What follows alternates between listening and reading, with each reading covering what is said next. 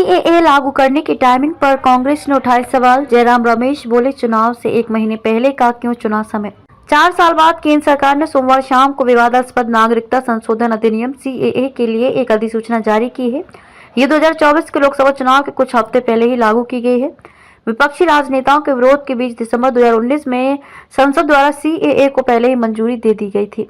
सरकार द्वारा जारी की गई अधिसूचना के अनुसार 31 दिसंबर 2014 से पहले धार्मिक उत्पीड़न के कारण भारत आए थे उन्हें केंद्र सरकार बांग्लादेश, पाकिस्तान और अफगानिस्तान से आए गैर मुस्लिम प्रवासियों को नागरिकता दे सकती है। हालांकि सीएए के लागू होने के बाद से सियासी विवाद शुरू हो गया। विपक्षी लगातार इसको लेकर हमला बोल रहे हैं। कांग्रेस ने सीएए के लागू करने के समय पर सवाल उठाया है।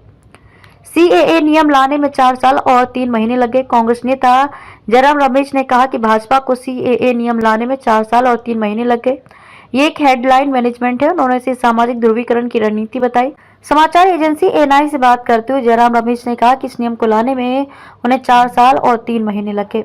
विधेयक दिसंबर 2019 में पारित किया गया था। 3-6 महीने के अंदर कानून बन जाना चाहिए था। ये सिर्फ ध्रुवीकरण के लिए है। कांग्रेस नेता ने आगे कहा कि मोदी सरकार ने सुप्रीम कोर्ट से 9 एक्सटेंशन मांगे और कल रात नियमों को अधिसूचित करने से पहले 4 साल और 3 महीने का समय लिया।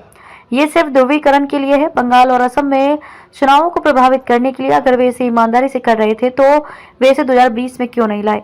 वे इसे अब चुनाव से 1 महीने पहले ला रहे हैं। ये हेडलाइन मैनेजमेंट है। ये सामाजिक ध्रुवीकरण की रणनीति है।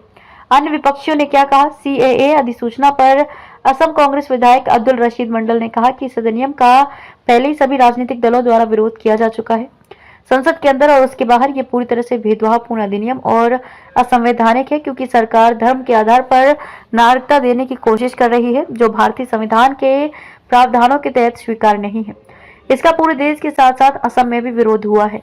वारिस पठान ने कहा, क्रोनोलॉजी समझिए। सीएए नोटिफिकेशन पर एआईएमआईएम के राष्ट्रीय प्रवक्ता वारिस पठान ने कहा कि क्रोनोलॉजी समझिए, समय देखिए।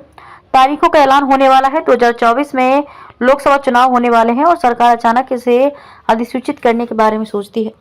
5 साल तक सरकार क्या कर रही थी, इसे पहले क्यों नहीं लाया गया। इसलिए हम कहते हैं कि सरकार चुनाव से पहले ध्रुवीकरण करने की कोशिश कर रही है। वे विकास के मोर्चे पर विफल रहे हैं। उनके पास सवालों के जवाब नहीं है। हमने पहले भी इस पर आपत्ति जताई थी और आज भी कहते हैं कि ये कानून असंवैधानिक है। हमें इस पर आपत्ति है।